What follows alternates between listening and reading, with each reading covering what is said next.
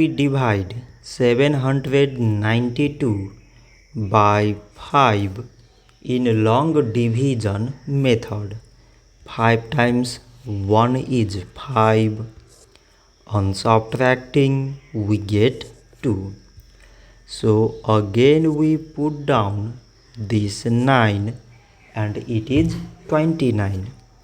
5 times 5 is 25. On subtracting we get 4. So again we put down this 2 and it is 42. 5 times 8 is 40. On subtracting we get 2. So now we have no any other number to put it down. So we take here decimal so that we put 0.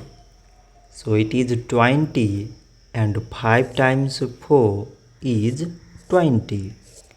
On subtracting we get 0.